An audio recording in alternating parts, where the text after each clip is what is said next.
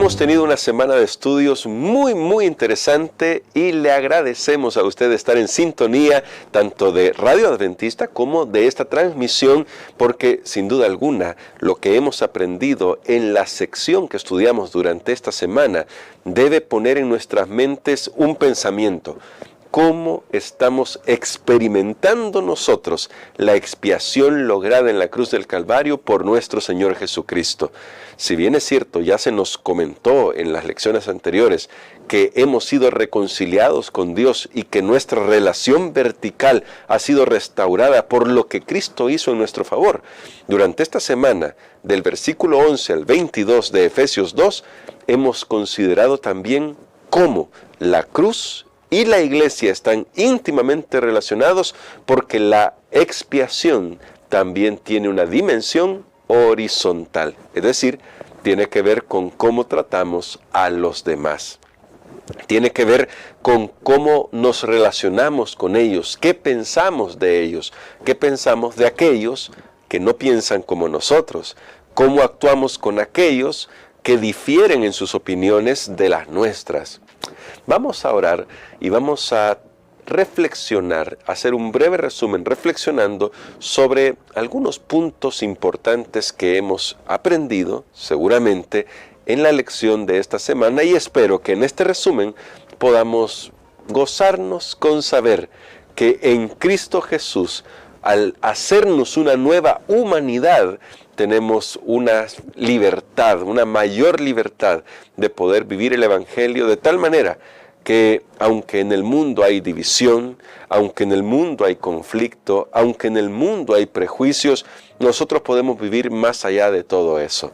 ¿Qué tal si le pedimos al Señor que nos ayude para nuestra reflexión de este día viernes? Querido Padre, gracias te damos porque nos das tu palabra para fortalecernos en ti. Y gracias te damos porque tú eres nuestro ayudador y eres quien nos sostiene. Por favor, danos sabiduría para aplicar lo que hemos aprendido en el nombre de Cristo Jesús. Amén. Durante esta semana nosotros estudiamos acerca de las barreras que a veces se pueden levantar contra otros grupos de personas, especialmente cuando uno ya tiene una forma de ver el mundo, siempre va a crear algunas barreras. De alguna manera es algo que se volvió natural en nuestra propia experiencia, en nuestra experiencia como humanidad, y es algo que se volvió natural, no, lo voy a decir de esta manera, no porque en realidad sea natural, sino porque hemos sido condicionados para crear barreras. Por ejemplo, dos niños no van a entender la barrera racial, por ejemplo, sino hasta que los adultos intervengan y les digan que el otro color, hablando realmente del racismo, el otro color es un problema. Los niños no lo van a ver como un problema jamás. Eso es un problema que hemos condicionado a las generaciones jóvenes a tener también. Pues esto pasa en un plano también espiritual y pasa en un plano muy general en el mundo. Las culturas, los idiomas, todo de alguna manera produce una barrera. En el tiempo en que escribió el apóstol Pablo la carta, la barrera tenía que ver con si los judíos cristianos y los gentiles cristianos podían estar de acuerdo con una sola forma en la que Dios se manifestaba a ellos y los salvaba. Ahora, quiero destacar algo que me parece importante en este punto. A veces hemos leído mal Efesios 2:16 y lamentablemente no hemos visto todo el contexto que esto implica, y quisiera destacar eso porque tiene que ver con el derribar los muros. En Efesios 2:16, que fue un texto que nuestro pastor en la semana también abordó y nos ayudó a aclarar, pero que quisiera abundar solamente con un comentario extra en este repaso, dice lo siguiente: y reconciliar con, Efesios 2:16, dice, y reconciliar con Dios a ambos en un solo cuerpo mediante la cruz, matando en ella la enemistad. verso 15, que era el anterior, y abolió en su carne la ley de los mandamientos y ordenanzas para crear en sí mismo de los dos un nuevo hombre, haciendo la paz. Ya hablaremos acerca de esto de la unidad, de la paz, pero algunos han leído Efesios 2, 15 y 16, para unirlos porque había dicho solo el 16, pero el verso 15 y 16, como el hecho de que Dios finalmente tuvo que abolir la ley mosaica, tuvo que decir, ya no funciona el Antiguo Testamento, por ejemplo. Pero esto nos metería en problemas, porque todo el Antiguo Testamento en realidad es una revelación de cómo Dios trata a la humanidad y cómo Dios quiere revelarse a la humanidad, y todo apuntaba hacia el Señor Jesucristo. Si decimos que el Antiguo Testamento ya no vale para nada, entonces ¿dónde queda aquello que señala a nuestro Señor Jesucristo? Cuando Él mismo dijo que la ley y los profetas testificaban de Él. Ahora, ¿cuál es el punto en realidad que está tratando Pablo? El punto que está tratando Pablo es que en este momento de la historia, judíos cristianos y gentiles cristianos no han comprendido del todo que la única manera en la que Dios se ha propuesto salvar a la humanidad desde siempre es por su gracia. En la antigüedad, y hasta el día de hoy lo vamos a decir, toda falsa religión se puede identificar por una cosa, por la salvación por obras. Es decir, por querer lograr que nuestras obras tengan méritos para salvarnos. No quiero decir que las obras no tienen un lugar, eso ya se habló, y nuestro pastor nos lo explicaba la semana pasada, y hoy podemos todavía abundar un poquito diciendo que las obras siempre van a ser el resultado de aquel que vive en relación con Dios, y el pecado en realidad es una ruptura de esa relación con Dios y nos conduce a las obras del mal. Pero el problema que están enfrentando judíos cristianos y gentiles cristianos en este momento es que parece que están peleando por saber todavía cuál de sus obras es más buena para ganar méritos con Dios. Y Pablo ha sido claro con que ni las obras de los judíos y tampoco las obras de los gentiles, por mucho que las obras de los judíos pudieran estar en armonía, lo voy a poner entre comillas esto de en armonía con la revelación de Dios, pero las obras desprovistas de la gracia de Dios no van a salvar a nadie, ni aunque se conozca mucha Biblia, ni aunque se conozca toda la Biblia de memoria, porque Dios siempre ha tenido una sola forma de salvar a todo el género humano, a toda la humanidad, y es por su gracia. ¿Cómo sabemos eso? Lo sabemos porque cuando vamos al Antiguo Testamento, Dios fue claro, categórico con el pueblo de Israel al decirle al pueblo que ellos habían sido salvados de la esclavitud de Egipto por pura gracia. Eso lo dice Deuteronomio capítulo 7. No por ser vosotros los más inteligentes, los más numerosos. Hace una lista Dios ahí. No por eso, dice Dios, yo los saqué de Egipto. Yo no los he salvado por eso. Yo los saqué porque yo tengo un pacto. Ese pacto es el pacto de gracia. Siempre ha sido así. Aquellos cristianos que hoy en día quieren creer que en el Antiguo Testamento la gente se salvaba de una manera diferente que no fuera la gracia, es porque lamentablemente no han comprendido bien el Antiguo Testamento. Solo con ese ejemplo de Deuteronomio 7 queda claro que la salvación siempre ha sido por gracia. Y de hecho en todo el Antiguo Testamento nos damos cuenta que siempre la salvación ha sido por gracia. El problema es que en el tiempo del Señor Jesucristo, lamentablemente, los judíos habían olvidado que Dios los había rescatado por gracia y que el propósito que Dios tenía para el pueblo judío era que extendieran esa gracia a todas las naciones. Lo habían olvidado y habían convertido su religión en una religión de obras. Y entonces comenzaron a multiplicar mandamientos y mandamientos que no están revelados en la palabra de Dios, en la Torá. Esos mandamientos, muchos mandamientos que se inventaron los judíos en la Misná y otros libros, no están en la Torá. Todos esos mandamientos fueron los intentos humanos de querer ganarse el favor de Dios. ¿Pero era diferente con los gentiles? La respuesta es que no. todo el sistema idolátrico de los gentiles en ese tiempo y todo el sistema idolátrico de cualquier religión en el mundo hoy tiene que ver con lograr los méritos suficientes para acceder a una vida mejor. Por eso, vuelvo a repetir este concepto, toda falsa religión se puede identificar porque busca la salvación por obras. Así que Pablo no está diciendo aquí que Dios ha abolido su ley. Lo que está diciendo es que la ley o las obras nunca han servido para salvar a nadie. No es las obras las que hacen que una persona sea salva, ni que logren el favor de Dios, ni de los judíos creyentes, ni de los gentiles creyentes, y ni hoy en día ninguna de nuestras obras puede recomendarnos ante Dios. La salvación es solo por gracia.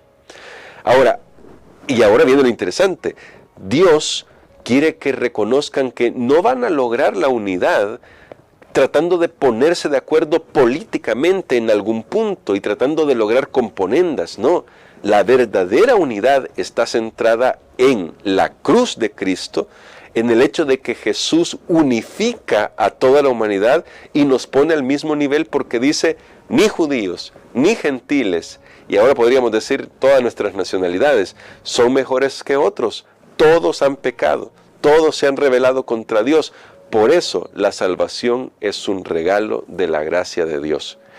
Y como es un regalo de la gracia de Dios, cada receptor de ese regalo, cada uno de los seres humanos que recibe el Evangelio, tiene el deber de compartir ese mismo Evangelio con otras personas. Y por lo tanto, debe ser un embajador de la paz que no procure divisiones de ninguna manera. Esto, como lo dije en algunos de los comentarios que hacíamos con nuestro pastor durante la semana, no es relativismo moral. No es que vamos a relativizar las cosas y decir, bueno, entonces que cada quien piense lo que quiere y que cada quien haga lo que quiere. No, claro que no, porque el verso 20 de Efesios 2 nos deja claro que Dios tiene un fundamento. La principal roca de fundamento es Jesucristo. Él es la roca del ángulo, es la piedra angular de todo el edificio espiritual. Pero luego vienen los apóstoles y los profetas, es decir, la revelación de Dios. Ahora que nosotros comprendemos es el Antiguo y el Nuevo Testamento, que siempre decir Antiguo y Nuevo Testamento es equívoco porque la gente piensa que son dos cosas diferentes, pero cuando leemos la Biblia como un todo nos damos cuenta que lo que llamamos Antiguo y Nuevo Testamento en realidad es un solo testimonio de la gracia de Dios rescatando a la humanidad. Así que el fundamento está ahí, está en la revelación de Dios. No estamos diciendo aquí que nosotros podemos lograr la paz y la unidad a cualquier costo, rebajando los principios, no. Lo que estamos diciendo es que aquellos que abrazan el Evangelio y ponen a Jesús al centro de sus vidas y que viven por la gracia de Dios y aceptan la gracia de Dios como ese regalo inmerecido que Dios nos ha dado, van a estar más dispuestos a extender esa gracia a los demás. Y por lo tanto van a ser vínculos de la paz, incluso aunque los demás no lo quieran. Note lo que estoy diciendo. Cuando Pablo habla de esta nueva humanidad y habla de esta unidad de paz, esta unidad de paz que elimina toda enemistad, no está diciendo que todo el mundo va a andar en concordia, porque hay muchos que todavía son hijos de ira. Así como lo fueron un día los creyentes gentiles, hay muchos que son hijos de iras. Y hay muchos que son hijos de desobediencia. Hay muchos que se han dejado engañar por el mundo, por Satanás, por sus propios deseos, y esto dentro y fuera de la iglesia. Y como esto es así, Dios lo que desea es que en realidad encontremos un fundamento común. Ese fundamento común es Jesús sobre todas las cosas y luego la revelación que Él nos ha dado en su santa palabra. Ahí vamos a encontrar la verdadera unidad. Ahí vamos a encontrar cómo se derriba todo muro. Ahora, esto debería ayudarnos a hacer pensar algo, y es algo que yo quiero destacar para ir finalizando con nuestra reflexión para este día viernes de lo que estudiamos durante esta semana. Cuando Jesús estuvo en la tierra, Él nos ofreció una paz que el mundo no puede dar. Esa paz que Dios nos ofrece en Jesús tampoco tiene que ver con relativismo y con decir, bueno, entonces como cada quien piensa lo que quiere, yo estoy en paz y estoy tranquilo, no me meto con nadie. No, esa paz tiene que ver con vivir una vida que acerque a los demás, es decir, que busque vínculos de amor y de paz sin entrar en componendas y que pueda manifestarse en un carácter tan simétrico como el del Señor Jesucristo, que aunque contra Él haya odio, porque contra Jesús hubo odio, contra Jesús hubo animadversión, contra Jesús hubo calumnias, pero aunque todo esto era realidad contra Jesús, Jesús siguió siendo un vínculo de paz para la humanidad. Y eso es lo que Dios espera de sus hijos. En ese sentido, la expiación se vuelve algo horizontal, porque tiene que ver con cómo yo voy a vivir en mi relación con los demás, cómo yo voy a pensar de los demás, cómo yo voy a actuar con los demás independientemente de cómo ellos actúen conmigo. En eso se refleja el vínculo de la paz. En eso se refleja que realmente creemos que el cristianismo es, como nos lo decía nuestro pastor esta semana, la única religión en la que no puede haber castas, en la que no puede haber elitismos, simple y sencillamente, porque ante la vista de Dios y ante la cruz, todos somos iguales, necesitados de la gracia de Dios, y como necesitados de la gracia de Dios, una vez que recibimos ese don precioso, tenemos la obligación, si lo puedo decir con esas palabras, de extender esa misma gracia a los demás. No siempre las cosas se van a dar exactamente como nosotros queremos, y no siempre la gente va a tratarnos como nos gustaría que nos trataran a nosotros. No va a pasar. Pero por eso el Señor Jesucristo no enseñó a decir, trata a los demás como te tratan a ti. No, el Señor Jesús dijo, trata a los demás como te gustaría que te traten. Tal vez no lo hagan, tal vez nadie te trate tan bien como tú tratas a los demás, pero cuando tú lo haces, estás demostrando que el Evangelio ha llegado a tu vida y que tú eres parte de este templo santo que Dios está creando en una nueva humanidad. De ahí la importancia de la iglesia también, porque en la iglesia nos estamos puliendo unos a otros. ¿Verdad que a veces hay diferencias en la iglesia? Claro que sí. En una iglesia mundial como la Iglesia Adventista del Séptimo Día habrá diferencias, pero qué triste es que muchas veces, en lugar de permitir que el Espíritu Santo vaya limpiando mi carácter, el mío personal, para poder encajar mejor con mis hermanos, digo encajar en el sentido de no perder mi individualidad, claro que no, sino aprender a tratarlos y aprender a saber que el otro es tan humano como yo y también se equivoca y también tiene sus muchas virtudes.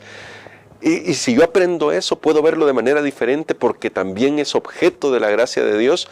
Cuando yo veo eso, entonces estoy construyendo. Y de ahí vuelvo a repetir el punto importante de la iglesia. Porque en la iglesia todos estamos en construcción. Todos. No hay un solo ser humano en la iglesia que pueda decir, yo ya lo alcancé todo. En el Antiguo Testamento, o más bien dicho, en el Nuevo Testamento, en la iglesia primitiva, ni siquiera el apóstol Pablo pudo decir eso, aunque él también consideraba que todos aquellos que abrazan la fe de Jesús ya son perfectos, pero están en perfeccionamiento. Es decir, son perfectos porque han sido apartados para Jesús, pero cada día de su vida deben morir al yo para que el Espíritu Santo los moldee. El Evangelio es para esto. Por eso, en la primera sección de Efesios 2, cuando termina en el verso 10, dice que hemos sido creados a imagen de Él, de Dios, de nuestro Señor Jesucristo, para vivir una nueva vida de obras de justicia, no que son hechas por nosotros mismos, sino que son el resultado de ser una nueva creación. Ahora, en la sección del verso 11 al 22, nos damos cuenta que esas obras nuevas que Dios quiere que hagamos, tienen que ver con la edificación de la iglesia, es decir, el Espíritu Santo edificando su iglesia por medio de cada uno de aquellos que se deja utilizar por Él. ¿Qué tal si hoy nosotros comenzamos a pensar ¿qué puedo hacer para procurar la unidad en la iglesia? Para vivir en armonía con los demás. ¿Qué parte voy a hacer yo? No qué voy a esperar que los otros hagan. No qué voy a esperar que los otros digan, que los otros piensen. No, ¿qué voy a hacer yo para vivir esa paz, esa unidad? Y si alguien falla en la iglesia, si alguien tropieza en la iglesia, si alguien cae, incluso si alguien me ofende, ¿cómo voy a actuar con eso? ¿Cómo voy a lidiar con eso? Procurando que en la iglesia haya crecimiento, haya unidad, haya fortalecimiento de todos nosotros. Después de todo, al camino al cielo se va a llegar con dificultad, pero todos juntos, o al menos ese es el plan que Dios tiene, que lleguemos juntos, porque esta unidad de la iglesia no solamente afecta a lo que en este mundo se da, ni solo interno en la iglesia, ni solo externo a lo que el mundo ve, sino esto trasciende a otras inteligencias en el universo, y no solamente eso, sino al tiempo, trasciende al tiempo. ¿Por qué? Porque esta unidad de esta nueva humanidad que Dios ha creado en la iglesia va a ser un testimonio por la eternidad de lo que la gracia de Dios puede hacer. Así que el Señor nos ayude para vivir esa realidad de la gracia de Dios, que nos permita tener la fortaleza de honrar al Señor con nuestras vidas, de tener un papel positivo en la búsqueda de la unidad. Esto sin comprometer los principios, sin comprometer el fundamento que ha sido puesto, que es la palabra de Dios, pero sí mostrando en nuestro carácter que hemos sido transformados por el Espíritu Santo. Que esta semana sea una semana para reflexionar en cómo podemos ayudar a nuestra iglesia a alcanzar a los necesitados, cómo podemos ser parte de una iglesia que extiende el brazo de ayuda a todo el que lo necesita, pero que lo haga no porque quiere lograr obras, no porque quiere lograr méritos, no, que lo haga porque es un reflejo de lo que Jesús está haciendo en nuestro corazón. Vamos a orar por eso. Querido Padre, necesitamos tu ayuda, necesitamos de tu Espíritu Santo, necesitamos que tus santos ángeles cuiden de nuestras vidas y necesitamos ser transformados. Por favor, derrama tu Espíritu Santo sobre nuestras vidas para que podamos ser un reflejo de tu amor y podamos ser edificados en este edificio, en este templo santo que tú estás edificando, que es tu iglesia, que no son 4 paredes, sino cada uno de nosotros siendo edificados unos con otros, ayudándonos unos a otros para llegar al reino de los cielos. Permítenos ser servidores, permítenos ser transformados. Lo pedimos en el nombre de Jesús. Amén.